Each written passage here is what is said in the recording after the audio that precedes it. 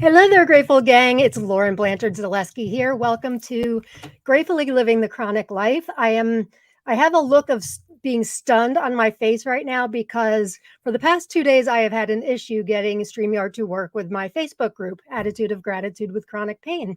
I have been troubleshooting with StreamYard for 2 days and I'm looking and it seems to be working. So welcome, welcome, welcome. I come to you each Thursday night at this time to bring you stories, expert guests who have something to share on the topic of gratitude and how we can apply that to living our best lives. I am the founder of Attitude of Gratitude with Chronic Pain, which is a community on Facebook, not only for people with chronic physical pain, but also emotional, mental, spiritual. I think pain is pain personally. And what we do is help people to deal with the emotional debilitation that comes along with living with life's struggles, such as chronic pain and illness or whatever your pain may be. And our guest tonight, we have an amazing guest tonight. Schembra is with us. He's got a brand new book out that you guys are going to want to hear about, and he's going to give away a couple free copies for us. So I'm super excited. We have a ton in common. An hour I already know is not going to be long enough. But before I bring him on, we are live, obviously, for those of you watching. Thank you. If you're watching from inside Attitude of Gratitude with Chronic Pain, we are a private group. And in order for StreamYard to share your name and photo, you need to grant them permission. So in the post, you just need to go to streamyard.com/Facebook, grant them permission. The screen looks like this. Just hit that blue button. You'll be good to go. Also, if you are, this is only if you're watching from inside AOG. Everybody else watching publicly, you don't have to worry about it. And also, if you want to win a copy, the StreamYard giveaway tool only works from inside the group if you have signed in. So we want to make sure that Chris has been so generous to give away a couple copies. We want to make sure you are eligible. I want to thank IJ McIntyre for being here last week. Her book, The Grateful Way, and her TED Talk. It was a wonderful hour. She was also incredibly generous, giving away a couple copies of her book. So thank you, IJ, if you're watching. It was a wonderful episode. I started saying we are an interactive broadcast. So if you are watching live, please feel free to give comments, questions, thoughts at all, anything you want, and I can put it on the screen. It looks just like this. And we love to engage with our audience. I like doing live. I like the authenticity of it. Oh, look at Mary already. She knows the deal. So if you want to win a copy of the book tonight, hi, Mary, thank you for watching. All you have to do is somewhere in the comments at some point during this hour, put in #gratitude, and you will be automatically entered to win, as long as you're signed in from in the group. Linda's here. Hi, Linda. Thanks for being here. So perfect example. That is how I show things on the screen, and we try to get to as many comments as possible. Before I bring Chris on, I just want to share who's coming on next week. Rescheduled Sandy Scarlatta. She's the host of the Happiness Solved podcast. She's going to be on with us next Thursday at this time, talking about the subject of forgiveness, where she's got a really powerful, very powerful story. So I'm excited to have her on. But without further ado, let me bring on Chris Schembra. He is the gratitude guru for USA Today. He's a contributor to Rolling Stone magazine. He's a best-selling author of this wonderful book called Gratitude and Pasta, and a brand new book out called Gratitude Through Hard Times, The Art and Science of Positive Change. Chris, thank you for being here with us. Thanks for having me, Lauren. I'm so excited, and what a great community you've built and you've supported through the years. And so just to learn from you all tonight is going to be a true blessing. Well, thank you. I feel the same. You know, I've been able, your new book is not out yet. Oh, here's IJ. Hi, IJ. Do you know IJ? I don't Right. think so yet, Yeah. but what a wonderful description of her that you were giving just earlier. Yeah, Hello, IJ. Hello, Linda. She's Hello, got Mary. a new book called The Grateful Way that she was talking about. But I met you the same way I met IJ, through LinkedIn. Somehow we connected. Yes. I am kind of a gratitude book collector. I know you can't see my entire shelf here, but pretty much when I find out there's a book about gratitude, I am all over it. And so I got this many months ago. It's a wonderful book. And the work that you do, I find so similar to the work that I do in a different capacity, but when you boil it down, when you boil down the sauce, right? It's really about you feel the same as I do, that the secret sauce of gratitude and connection leads to a joyful life through life's struggles. And you kind of do it on a corporate basis as well as in general life. But so this book, I know we're talking about the new book tonight, but you've got some really interesting stories Thank in you. that book. So, let's start from the beginning. I know, I can have you tell your story, but in a nutshell, in general, you were living the high life. You were working in theater. You were in Italy. Like, you were uber successful. Why don't you take it from there and tell us kind of what happened? So going way back to Italy. I love it. Um, I've had a very blessed life. Not only have I achieved a great deal of things at a young age, but I've also failed a great deal amount at a young age. And when you can have both of those things happen when you're young, you've got a good education, or I've gotten a good education in life. Um, I had a pretty good life. If you looked at me, 2015, I was a successful theater producer, traveling around the world producing Broadway plays. I was teamed up with some wonderful people. We had some great shows. Everything looked good on paper. All the awards, the peer accolades, the press credentials. Life looked pretty good on paper, but on the inside, I realized it was completely broken. I realized that after just coming back in July of 2015 from producing a Broadway play in Italy. And when I got over to Italy, it's they do everything different. It's la dolce vita. It's slow Which down on means the sweet life in the Italian, sweet right? Yeah. life. It's walking around the ancient streets of Rome and eating affogatos and drinking natural wines and stuffing your face with pasta and just slowly honoring history and life and food and community. And I really woke up over there. And when I got back to New York City, realized this ain't it, this Yeah. whole theater thingy. I was lonely. I was unfulfilled. I was disconnected, and I was insecure.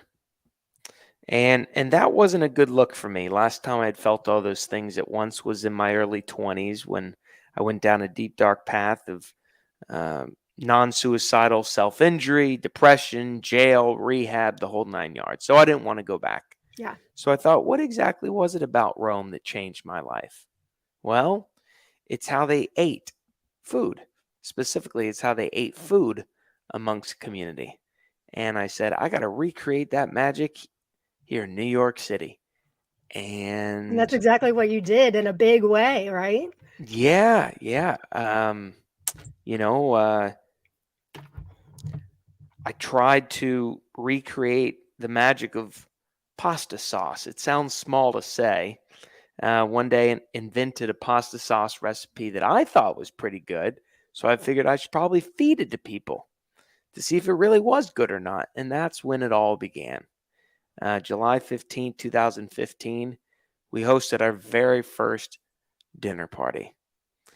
6:30 p.m. cocktails began, 8 p.m. dinner was served, but at 7:47 p.m., now the name that's Okay, tattooed I on was my gonna ask arm, where the 747 came at from. 7:47 His p.m., his we de- website for you guys, for anybody that wants to check out Chris, is 747. Oh, did I not put it on the banners here? 747club.org. Oh, I have it pulled up. 747club.org. I will put it in. yeah. I wondered where that came from. So, at that very first dinner, I wanted pasta served at 8 p.m.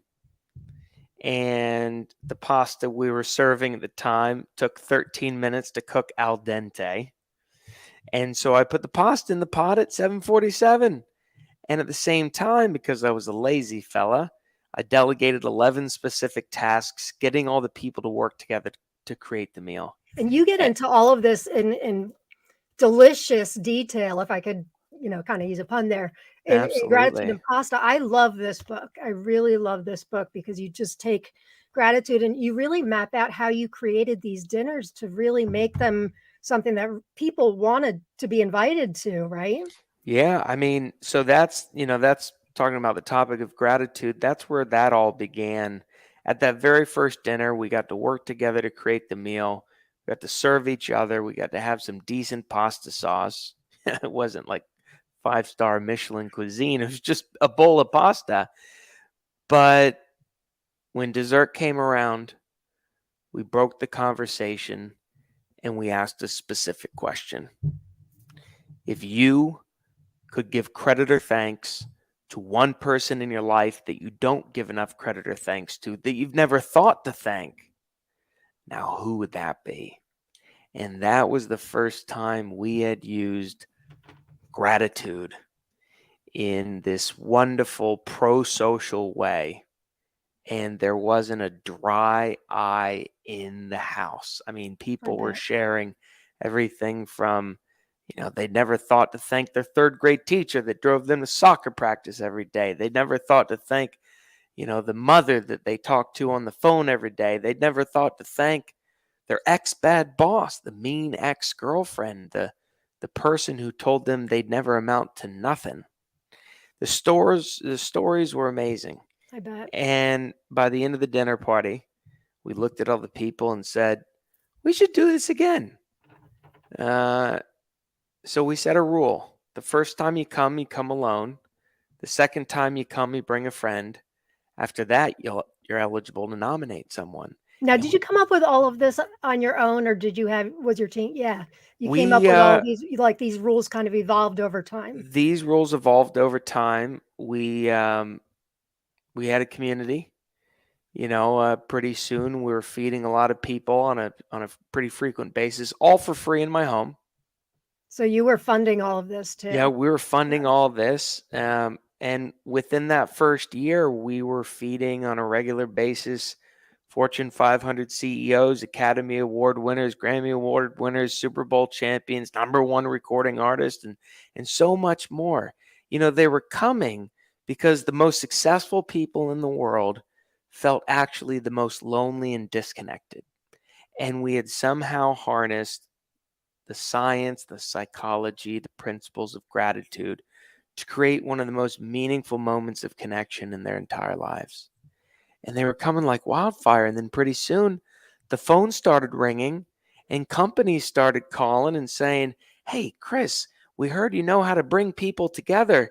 You mind coming in and doing that to help us build better teams, to help us connect with our clients better, et cetera, because et we've cetera? lost that sense of connection. Yeah, we've lost it. Yeah.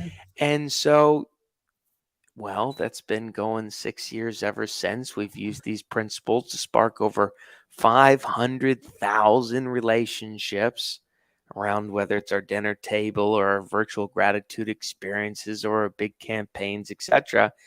And we've had quite the journey. Lots of ups, lots of downs, Sure. Lots of hard lessons learned along the way, but it's been a pleasure to be a part of. And that's kind of where your new book picks up, Gratitude for Hard Times. You pick up like things are going great with these virtual dinners and boom, boom. God, yeah. Right? I mean, so how can you possibly recreate what you had going there, which sounds lovely? Oh, it was great. And it's an interesting story because the beginning of this journey started when I got back from a trip to Italy in 2015. And then, we got so good at hosting dinner parties and putting on events that we just wanted to teach people how to do that themselves so the message could really spread. And so we wrote a book about it. That first book you held up, Gratitude and Pasta, The Secret Sauce for Human Connection. Available on Amazon, gang. Available on Amazon. And Forbes ranked it as the #2 book of the year to create human connection. Amazing. And so I grabbed the book and I grabbed my dad and we went over to Italy and I wanted to show Italy what she had inspired in me. And when I got back to New York, boom, COVID hit.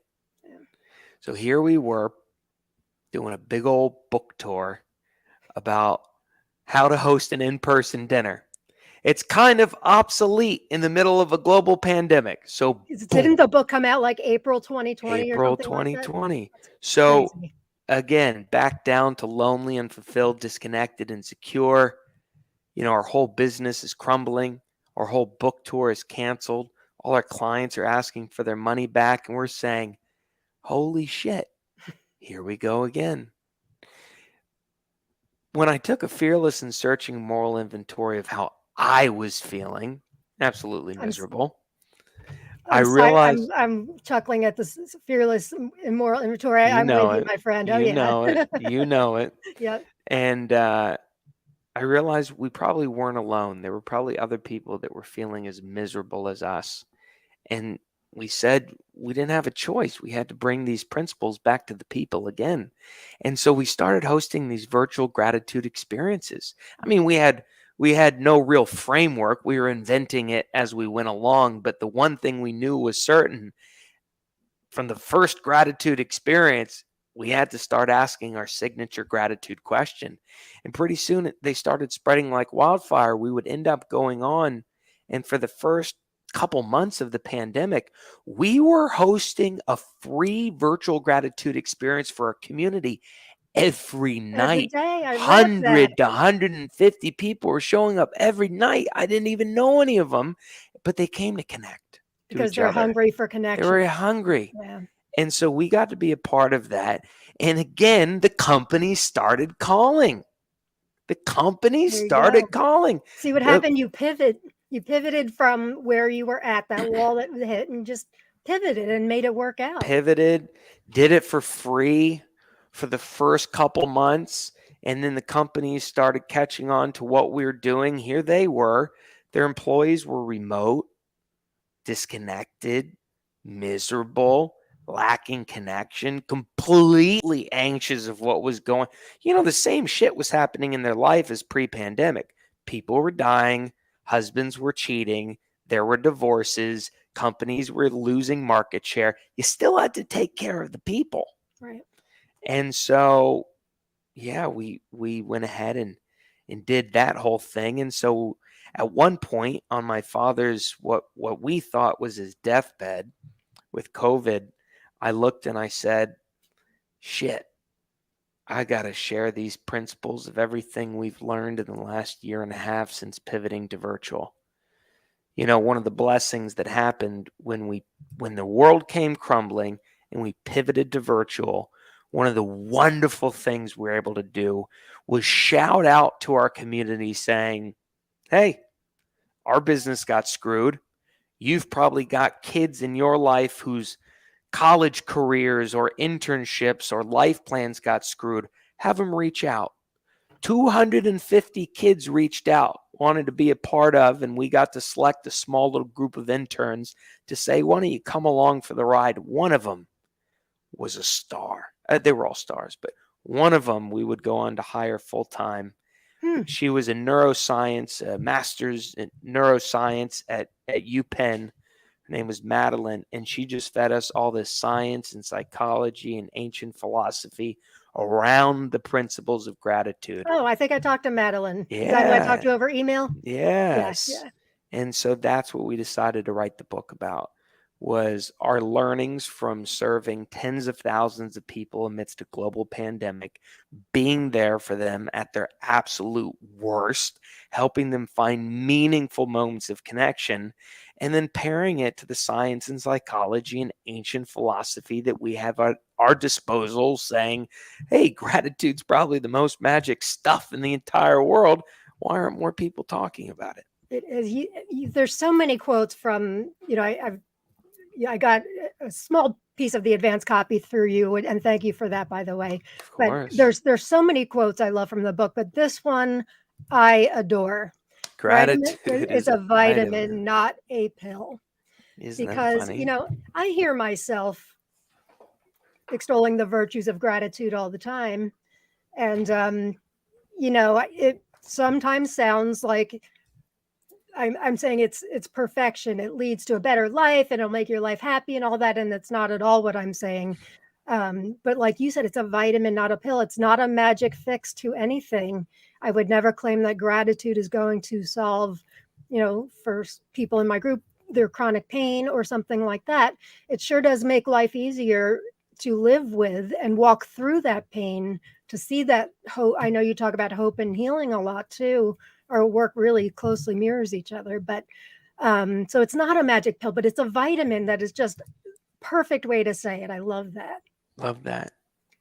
Um, but your work with connection too, you talk in the book, you talk about the statistics of loneliness and how I think you've got some scientific stuff in there about how it affects, I forget the percentage, and that it's more deadly than smoking. Am I Hmm. right? Something Yeah, like that? the Surgeon General of the United States essentially found, and these numbers are way up since he did this study, Yeah. but at the time, 52% of the American workforce reported being lonely on a consistent basis. But regardless of the percentage, that loneliness is equivalent to the reduction of lifespan of smoking 15 cigarettes a day, 7 years off your life. That's huge. And those percentages of lonely people have only grown Yes. amidst a global Yep. pandemic. Yep. Yeah. Especially with workforces now saying, "Hey, we can all work virtual," right? Mm-hmm. Now they're realizing their overhead is less, so they're not having people come back into the office. So that connection's just it's making it easier for us to connect this way, Yeah. but in real life, not so much, right? Yeah. It's when people value, and I could go way back, but I think the biggest person that I blame is Rene Descartes. Rene Descartes is an ancient, French philosopher who said something extremely simple, but people have really latched onto it. I think, therefore I am. Oh yeah. Ergo cognito sum, or whatever it is. I think, therefore I am. Look at all that stuff, right? That's the worst way to go through life. I think, therefore I am. Because in reality, our genus, our species, our DNA, Homo empathicus, we are wired for empathy. Franz de Waal is a great primatologist who studies apes and bonobos and ancient cavemen. We are more directly connected to tribal species than we are an individualistic species. Remember, human beings were only roaming the plains like 5,000 years ago. Like, we're pretty tribal people. Right. If you didn't get along with people back then, you got kicked out of the group and you died. Yeah. We are still wired for that. We've Right. still got the same nose, same eyes, the same biped stance. We are still those people. So the fact that people have tried to remove that from our natural inclination and have tried to separate us and replace it with technology or surface level connections or networking, transactional relationships, it's sucked our soul out. Yeah. And oh, by the way, this poverty of the soul, Mother Teresa calls it the greatest poverty she's ever seen on the face of the planet, and specifically, she sees it the most among the wealthy. And so, Not surprising, but wow. America is known for having a poverty of the soul because of our affluence. Wow. Right? Right. So when you have human beings that have an easy life, there's less reliance on each other. When you have human beings who have a hard life, like we're in the middle of war or we're fighting on the plains against woolly mammoths, you need to rely on human connection just to live. And so affluence really leads to a lot of disconnection. We quote Thomas Joyner, a great researcher. He wrote a book called Lonely at the Top. The more successful you become in corporate America, odds are the lonelier you become. I mean, That's I not was texted surprising. that. I was texted that quote in my own book 2 days ago by my buddy. I won't name names. By my buddy who raised $400 million today, or closed his $400 million deal to give him a $8 billion valuation. The same day he texted me about love and imposter syndrome and love, I don't know, he texted me my own quote from my book where he says, "You know what, buddy? I'm lonely at the top. Being valued at $8 billion is one of the loneliest places on earth. And Sure. I wouldn't wish it on anyone." No, we all think that's what we But want, but we chose that. Human yeah. beings chose that. We Mm. value monetary gain, growth, and transactions over emotional connection. And that's what leads to impotence. That's what leads to poverty of the soul. Poverty of the soul. That is such a great way to look at it, and really so deeply moving. In Attitude of Gratitude with Chronic Pain, which I founded almost 8 years ago. So I wanted to create a place that worked with the soul of money. A Oh yeah, lot of yeah, Lynn a Twist. lot of that language comes from Lynn Twist's book, The Soul of Money, Yeah, which was she's great. recommended to me by my buddy Steve Tam, who built a wonderful game of connection and questions with Esther Perel, the great love doctor and podcast host. But great book. Yeah, Great book. I've heard of it. I haven't read it, but I know of It's a her good work book. for sure. So with Attitude of Gratitude with Chronic Pain, I was looking for a way to bring together people that often are homebound, bedbound, don't get out much for whatever, reason, physical limitations, lack of a ride, neurological limitations, whatever, and looking for ways. And I'm still always looking for ways to connect us if we can't be together in person. And so, like, we've been using Zoom for 6 years, like way before the pandemic started. And everybody's like, look at the Zoom stuff. The broadcast here started right at the start of the pandemic. The Facebook group, I know, my kids laugh at me because Facebook is like for old people. But you know what, for Facebook and true connection, I think Facebook groups really embody something. It's a real give and take. It's not just me talking at people. It's everybody kind of contributing. And so I'm You've got always wonderful, looking yeah. for ways. I was when you tagged me in a lot of the things leading up to this. You have a wonderful engagement ratio in Thank that you. group, and that's something to be tremendously proud of. Those people in the group, the folks that are watching today, you've empowered them, you've helped them find their community, and that's the most important thing a human being, I think, can do on this planet.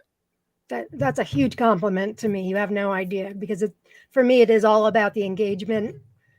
For sure, for sure. So thank you. I'm very humbled by that, but that is exactly what I'm going for. I don't want it to be my Um, group. It is our group, and I want to share questions and comments and all of that so people feel a part of. And that's why I like to do this live. I want people to feel a part of the conversation.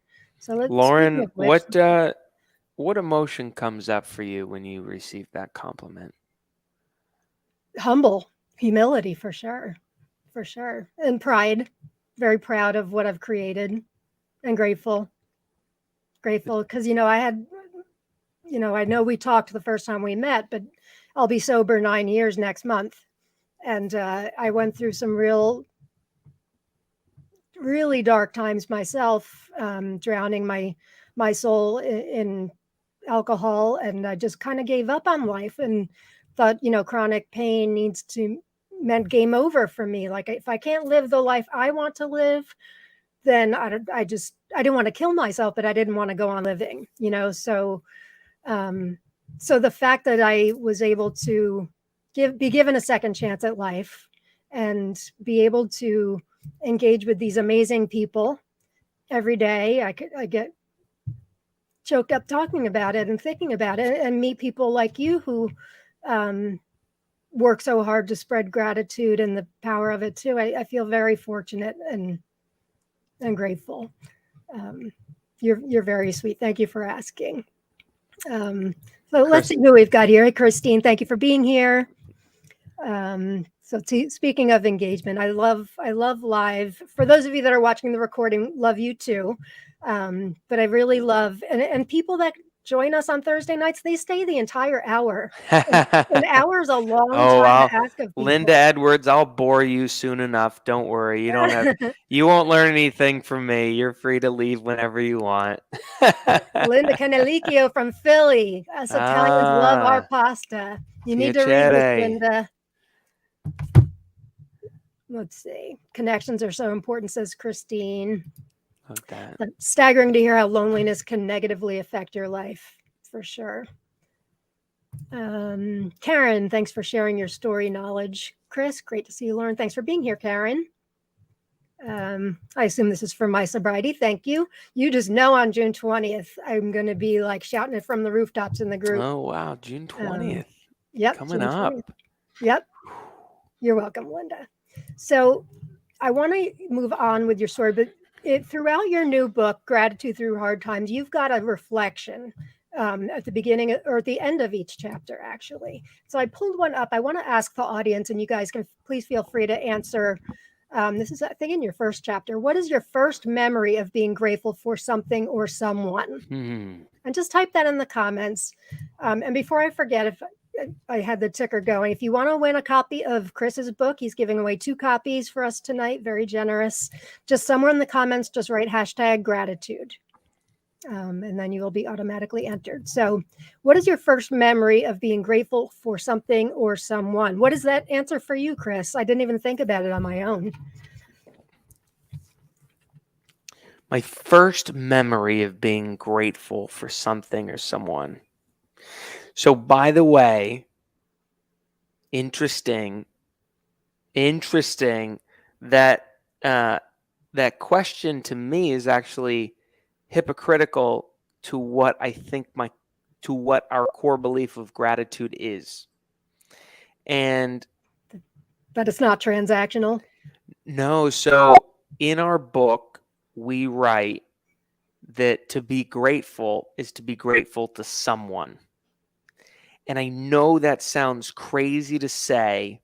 It's my own unique belief that I can't be grateful for something. Let me explain. I can't be grateful for my health. I can't be grateful for the sun.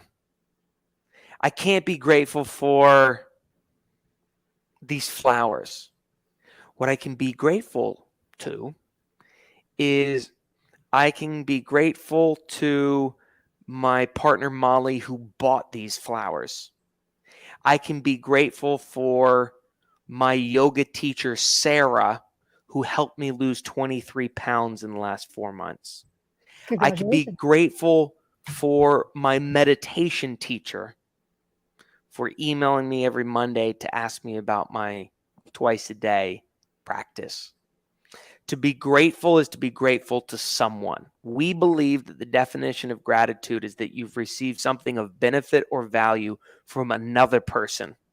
So another person. Another person. An and actual person. So to actually have this question, what do you remember the first time being grateful to something or someone, is actually counterintuitive to what I actually believe. So it's interesting to hear it on a call in that I wouldn't ever ask anybody truly what's one thing they're grateful for. I would only ask them what's one person. So how would you answer the question then? You're outside. I was outside today. I was grateful for my tomato plants, which are thriving, and we haven't gotten them in the ground yet. I'm grateful for, all right, that's actually a bad example. Grateful for nature. Mm-hmm. So that's not for a person. Does a higher power count as a person to you?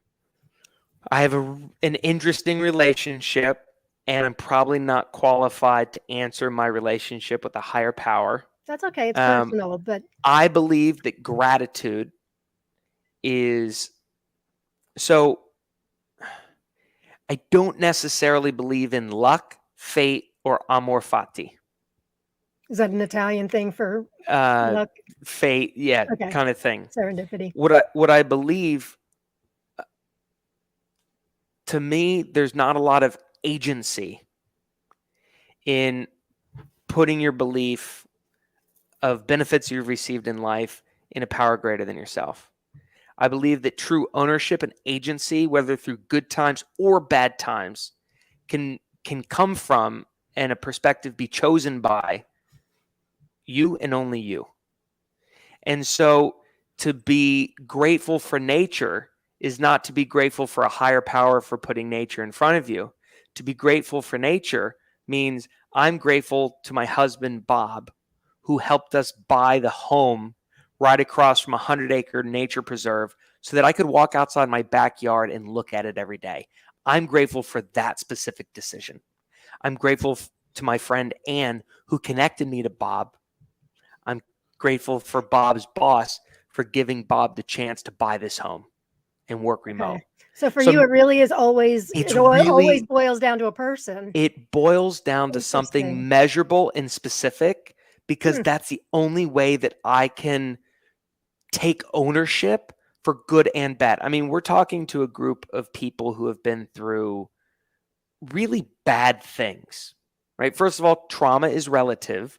You could be part of this group because you stubbed your toe, or you could be part of this group because Yes. you have a reoccurring family illness. I Yes. don't know your stories, but the only way that we can get over traumatic life experiences from our past is to choose how we process or how we respond to those experiences. See, to me and to the ancient Stoics like Seneca, Marcus Aurelius, Epictetus, life wasn't about avoiding pain. Life was about choosing your reaction to that pain. Right. And to me, reaction to pain doesn't come from the help of a higher power. It comes from us choosing our perspective on how we look at that thing. I agree. Not what did that thing do to us, but what can we learn from that thing? No, yeah, come Right? on. Viktor That's Frankl. it, right? Right? It's only in recent human history that, first of all, a higher power was invented. It's only in recent human history that happiness or like positive thinking really was invented. Suffering used to be the norm. Yeah. You're right. And that's what created connection. Right. When you could actually choose how you responded to your brother getting eaten by a tiger the day before and still get up to go hunt to provide for your tribe, that's a choice. It's not a belief in a higher power. Right. Um, The reason, gang, if you don't know, the reason why I held up this book by Viktor Frankl, who is incredible person, doctor, philosopher, but he was also a Holocaust survivor, and he's got a couple really amazing quotes, which I put in the group all the time. But there's one that talks about we have a decision to choose life circumstances. Our power lies in our response. I'm paraphrasing that beautiful no, quote, but it's it's you. something I along those literally lines. knew you were going to pick that out. This is one of my favorite books of all times. It's written by an ancient Stoic, Marcus Aurelius. Oh, I know. I must know quotes of his because I know the name. He was he was the kind of the last great, I mean the fifth of the great and last great Roman emperors before the fall of the Roman Empire. He was emperor during the Antonine Plague, when Rome was going through massive political usurping, social divide, class warfare, spending money on foreign unjust wars. Does any of that sound familiar? A Yeah. pretty similar society, right? And what he is famous for quoting is essentially saying the impediment to action advances action. What stands in the way becomes the way, right? It's the thing that Yeah. challenges us the most that determines what we're made of. And that's something within our own power, not a higher power. Right. And But that's why with in that my being said, I'm a very opinionated guy, and I just wrote a very specific book about that.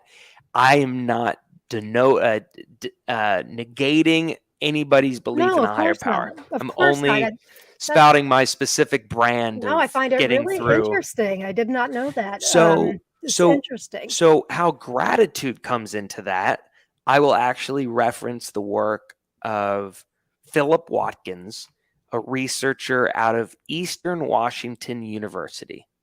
Now, Philip Watkins did a wonderful research study that you can download at researchgate.com, a wonderful place for PDFs and downloadable resources. And essentially, he said that it's possible to access a negative, open, unprocessed autobiographical experience from your past, process it, give gratitude to it, and go on with your life.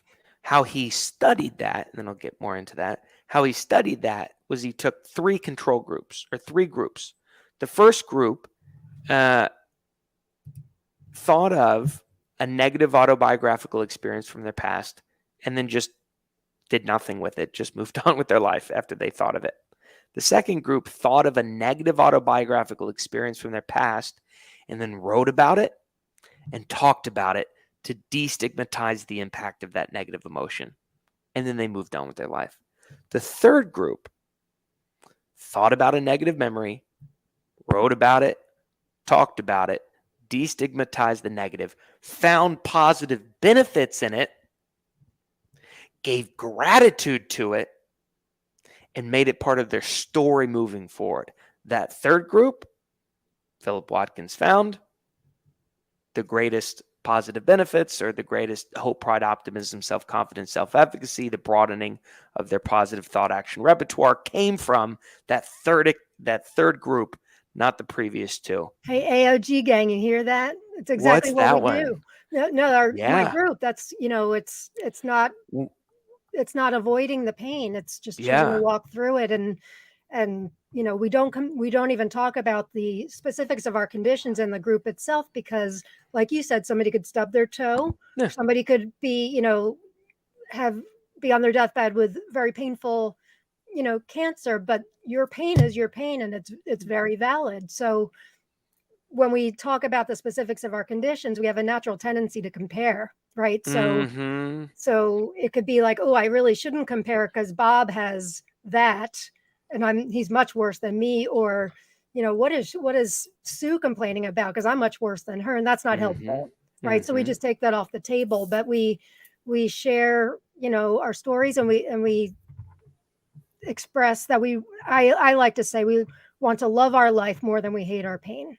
And that's what I think Look, gratitude does. yeah, I mean, great. I mean, phenomenal point. I can go back to the year 63 AD. This old dude named Can you? You don't Lucius. look that old, Chris.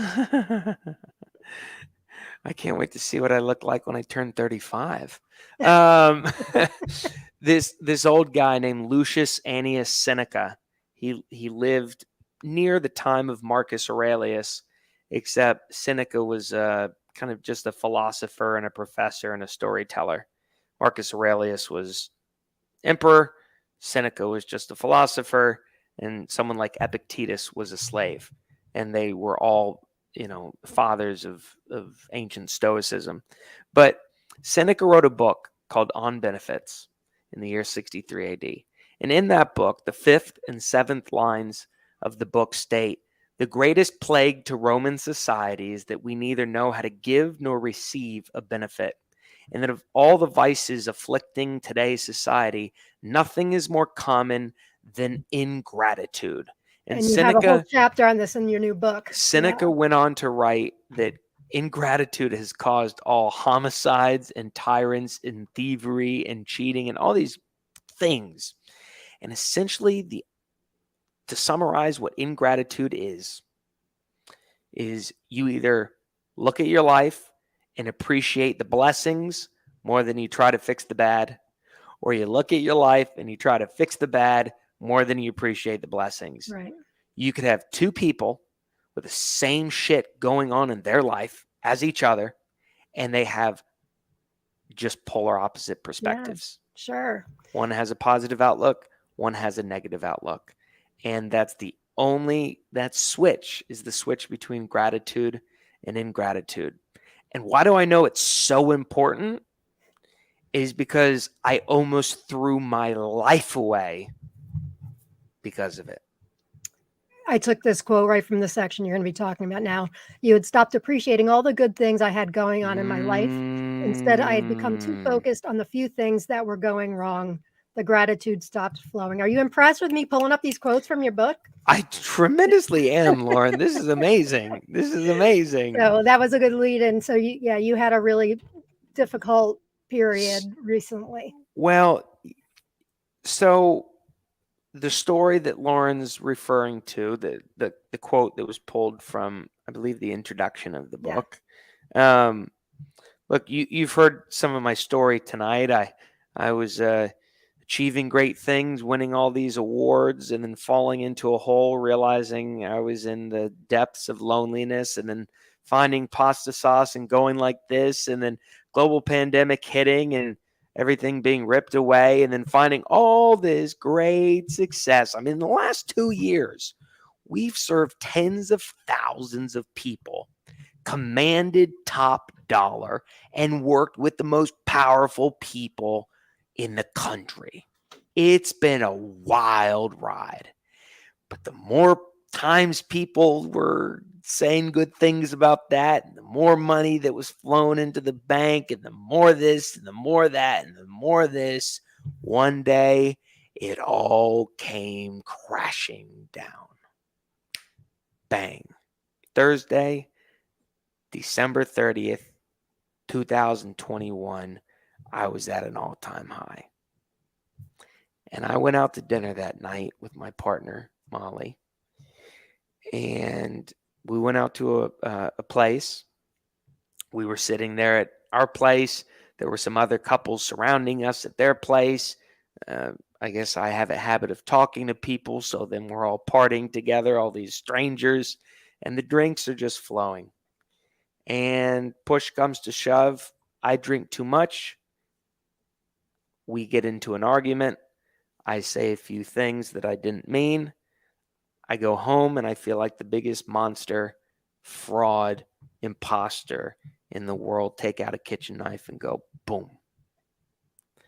And the whole world came crashing down. I was this close. I mean, literally, I still got the scar. It was this close. And I would spend the next few weeks crawling out of that hole, learning everything that I could about the experience. But my buddy Scott told it to me the most. I had everything going on. I just couldn't see the clearing through the forest. What happens when you don't take the time to step back and appreciate all the good? You start focusing on all the bad, which in my life wasn't all that much. No, but it can seem that way when your It hit perspective is off, me right? like a ton of bricks. Yeah. Boom. But it's the greatest thing that ever happened to me. It reconnected me to the emotion that I aim to solve or connect with in the people that we bring together. I'm not trying, and this is no statement around any work that any practitioner does or anything that anybody in this live stream believes in. But I don't actually care about helping people give gratitude to the feel-good stuff in their life. I don't want to know the positive things you're grateful for. I want to help people process the moments of adversity, guilt, shame, regret, failure, trauma, fear. Because when you can destigmatize that negative emotion, you can weave a narrative around it, and you can tell it in small group format to others, fudgety fudge. Yeah. People come alive. And It's that's what I'm real, put on and this planet. That's the only thing I'm put on this planet to do. it's authentic, it's real. That's real life. We've talked before the show. It's not happy, happy, joy, joy all the time. And that's why I'm always so open about my story of, living hell. And because I think people can look at me and think, oh, she's got it all together and all that. But, I've got life's ups and downs too. So that's real life what you're talking about, Chris. Of course. And you sharing that with us is really We've amazing, we 'cause we've been blindsided over the last 30, 40 years. The Yeah. self-help industry, the Yeah. happiness gurus, the Tony Robbins, and all those people, they've promoted the message that you can be all you want to be, and you can dream all you want to Yeah. dream, and you can quit your 9 to 5 to pursue a life of passion. You can do it all. Well, no, here's the truth about life. Life is finite. Suffering is everywhere. Your life's not going to be perfect. So let's give you the tools to at least develop a positive mindset in the face of all those odds. Right. That's it. That's Because you it. can't just be grateful. You can't. You You can't. can't. You can, and you talk about this in the new book too, which is called "Gratitude Through the Hard Times." If you're joining us late, where did I see? I shouldn't do those because then You're I forget good. where. There's great authors, by the way, that say this message a lot better than I ever could. What were we just talking about? I would say this is a really good Oh, I know. book. You said it in the book. You can't just like say, "Oh, I'm having a bad day," and decide to open up your gratitude journal, write, and expect to be done. Gratitude is it's a practice. It's a way of life. It doesn't just come easily. It does require. It requires. It's an action. It's a verb. It's a feeling. But it's so much more than all of that. You can't just decide to be grateful. Somebody telling you to be grateful is not helpful at all. In fact, it just serves The just the shoulds, opposite, the doesn't it? shoulds, the woulds, the coulds. We're closing down the hour. I want to get to some of our viewers' comments here. Mary says, "Her first ever so grateful for my mom and for my other mother, Evie. She would take care of me when my mom had to work." That's beautiful, Mary. Heidi, when I was in high school, a state senator came to the school to speak about his job. Someone asked if he would consider running for governor or president. He said no because he wouldn't have any peers. Where can we find Chris's new book? It's not out yet, but where will it be, Chris? On your website, Amazon? Well, no, here's the easy thing. Okay. If you're on this live stream and you'd like a copy of my book, you email Lauren. Chris. Okay? This is my life's work. This is the shit that saved my life, folks. I'm not in this business to make money. I'm not in this business to take from people. I'm in this business to give as much as humanly possible. If you want a copy of my book, please email Lauren and I will ship you a copy of my book. I might ask for an Amazon review, but this book is my gift to the world. I came from a pretty good set of parents who did a similar thing in their life, and they went on to give away or sell about 1 million copies of their motivational life learning materials. And I got no choice but to carry on that legacy. This is my gift. This is what we do. It's because it saved my life. That's beautiful. And he means it, gang. So, you can private message me if you're in the group or email me. Thank you. That is incredibly generous. We do have a lot of people who love to read and try to figure life out, because we need every little nugget and tool that we can get. And I'm tearing up. Based on seriously, and based on what I've read, he gave me an advance of this, and it's beautiful. You guys are going to love it. It's awesome. Hey, I don't need to do a giveaway. We can now talk for six more minutes. We got. Let's see. We had a couple more. Thank you. That's incredibly generous, Chris. Thank you. Of course. Christine says, my first memory of being grateful was to my parents in 4th grade when they scrapped and scrimped on a tight budget to get me a used flute so I could start taking lessons and experience music. That's beautiful. Oh my gosh. Beautiful. And she says, life was about choosing your reaction to pain. Yep, absolutely. Absolutely. And that's what I'm always trying to share in AOG is that we don't have to be happy about our situations. Who would be, right? You have to accept it because you can't move forward without accepting it, but you don't have to be happy about it. But you do have a choice how you, like Chris said, how you respond to it. And so go ahead and Lauren, go ahead and put that into word format that you've repeated multiple times a day for the last 9 years. The God grant me the serenity. Go ahead and God say grant me the serenity to accept the things I cannot change, the courage to change the things I can, and the wisdom to know the difference. There it is. There it is. There it is. I Absolutely. That short believe little I prayer is believe the beautiful. oh, actually I think we deleted the chapter from our book, but there was a chapter in the book called Agitation to Serenity.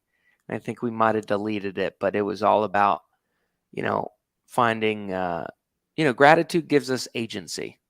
It gives us the ability to accept the things we cannot change when we give gratitude to the things we cannot change. Right. It gives us the courage to change the things we can, because gratitude literally broadens and builds our thought action repertoire needed for hope, pride, optimism, self-confidence, self-efficacy. It develops the resilience needed to take courageous, morally and brave action. And Oh it gives man, us you're doing gratitude with the 12 steps. That's perfect. No, I'm serious. Keep going. That's it's awesome. Judy says, "Thank you so much for sharing all this." thank you, Thank Judy. you, Judy, for watching. Thank you for such a kind offer. Thanks, Christine, Linda. Well, thank you so much, Chris. So generous, and thank you so much, Chris. I know this is just so beautiful. Yeah, I have never taught. I've never. I know gratitude has a lot to do with 12 steps, but the way you're looking at it is really intriguing. You should write a book on that. I'm serious. the our dinner table, the original dinner table 6 years ago, was the culmination between what I learned in AA, what I learned in theater, what I learned being Italian, what I learned growing up in the South, and what I learned in the BDSM kink community. So the 12 steps, I mean, imagine you walk into a room, an AA room, and you got 12 chairs sitting around, and you each take turns going around sharing a story. And no one can interrupt it. You can ask questions. There's likely a facilitator who's running the meeting. That's about it. That's what AA. Can you do crosstalk? You can Um, do crosstalk at your dinner. you can't do crosstalk. No, you can't. Okay. No. Once someone shared, you can't say, "Oh, this is how that relates to my life." If you want to ask a question, you can. Okay. So we teach people how to mirror, label, and ask deep, open-ended, calibrated questions. Essentially, what mirroring is we teach people, if you hear something, or if you're in conversation with someone at a dinner, try repeating the last 3 words of the sentence they just said, and that's a mirror. If you want to label, soak up the emotion that they're feeling when they're telling the story, and then just say, "It sounds like, it seems like, it looks like," and label their emotion. Sounds like you're happy. Sounds like that event made you sad. And they'll elaborate. And then we teach people how to ask deep, open-ended, calibrated questions. What or how? Not why, not who, not where, not when.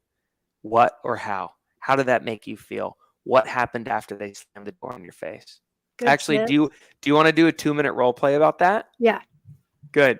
So here's what's going to happen. And all the listeners, I want you to practice these principles as well after this call. My buddy Chris Voss invented them in his book, Never Split the Are Difference. your books color coded? I'm just realizing this Yes. now. I love it. Never Split the Difference, How to Negotiate. Negotiating as if your life depends on it. He was the lead FBI hostage negotiator for years. He invented this whole program.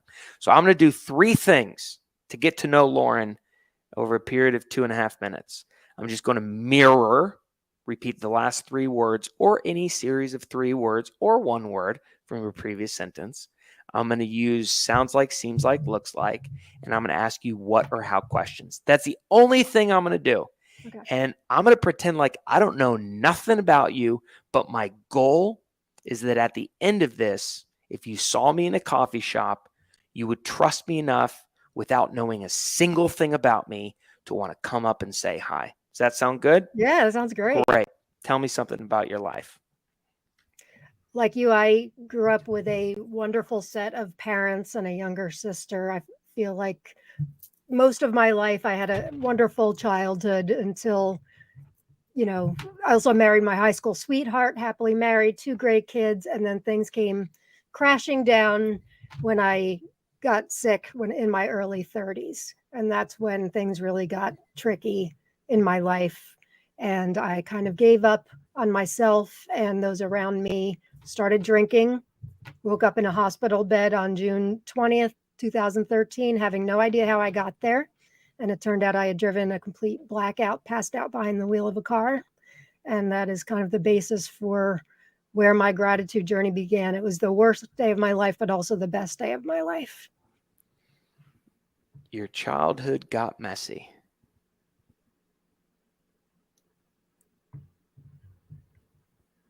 Well, my childhood got messy. Oh, you mean what? My childhood, then things got messy? What are you doing? Sorry. First of all, you went on a long story, and All right. it was a beautiful story. But I was going back to Oh, you want me to tell you one thing about you. Okay, I'm gonna actually end the role play there. Okay. I was actually going a little bit too deep. Tell me a sentence about your life right now. My life right now. Tell me a sentence. Don't tell me a story. Just tell me something about your life. I was a publicist in the music business in the early 1990s. You were a publicist in the music business. I was. 30 years ago. Was it 30 years ago? That's a little frightening, but yes, 30 years ago I was a publicist in the music business. It sounds like a lot's happened since then. Yeah, it has. It's frightening. Yeah, in certain ways it is frightening. In which ways? You know, just the shift in my life and how things have turned in a completely unexpected way. In a completely unexpected way? Yes. Unexpected, meaning not the way I envisioned it. My life would go at some point. Sounds like you're someone who likes to have a plan. I did at one point. Now I'm not as much of a planner because I know that can't really plan all that much. And it just serves as a resentment factory if I do. You can't plan all that much going forward. Right.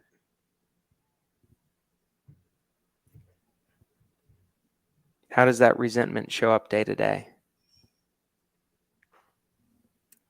I get self-resentment against myself if I am too rigid in things and I'm not flexible. What's one thing that you need to be more open to?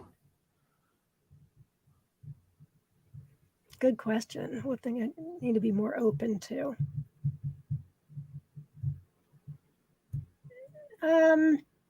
Maybe that's a good question. What thing I need to be more open to? I guess cutting myself a little bit more slack at times. Sounds like you're pretty hard on yourself. I can be, for sure. You can? I can. How so?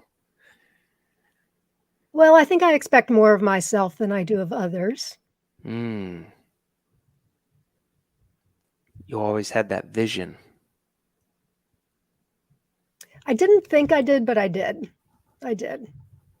You know, you don't expect life's plot twists come, and it can take the form of many things. And so you don't expect that you're going to get sick in your early 30s and have to deal with that for the duration.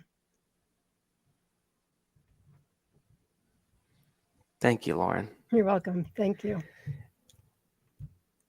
Thank you for sharing that story.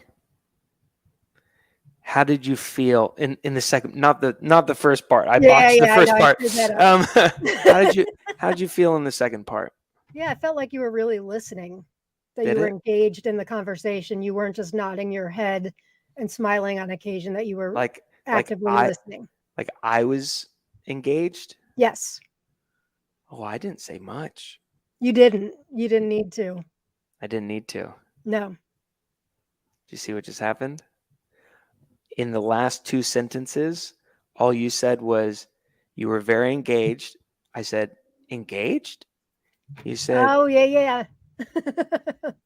and right. So I just mirrored. And then if you remember, I asked what and how questions. That's it. And then I said, it sounds like, seems like, looks like. If Oh, didn't even catch that. sounds like you had a plan. Sounds like you had a plan. I'm like, what was my Sound plan? sounds like you have a lot of resentment. Yes. And then you volunteered more information. That's awesome. So if you can imagine, if you can teach people these 3 things to do, anybody they encounter with any challenge they've got going on in their life, they will be able to create a magical moment of connection. You and I could have gone on for hours, and you would have known not a single thing about me, but would you have come up and said hi to me at a coffee shop if we randomly ran into each other? Yes. Yeah. Yes. Because I felt like you cared. That's what life's about. It is. You're right. That's Because, it. we want to be connected, and you talk about this in your new book too, but we also want to be heard. Yeah. We want to feel understood, and we want to feel heard, right? And Yeah. we also talk about belonging. Yeah. So we are actually over the hour. Thank you guys for bearing with us. That was an excellent exercise. I'm going to take that. Guys, to find out more about Chris, go to 747club.org. Chris, will you come back someday? Because there's so Let's much do more it. we can talk Let's about. do it. You know what? Let me say this. Let's all work together. Let's get this book freaking out there, and then we'll have a lot to celebrate after the book launch. Does that sound good? Thank you. So please reach out to me, gang, to take Chris up on his generous offer. The name of the book is called Gratitude Through Hard Times, The Art and Science of Positive Change. And believe me, you want to read this, and we'll all review on Amazon. So Chris Schembra, thank you for being here. It's been delightful. Thank you for having us. Informative and all that. And gang, thank you for being here. Those of you Good that night, watch Linda live, and Judy and Christine and Christine. Lyndon, everybody. Oh my Thank you for gosh, this is being here. amazing. I love this. Can't wait to get your book. Very nice. Very nice. Thank you, gang, for being here. And I will see you all next week. Peace and love, and get your gratitude on. Bye, gang. Woo.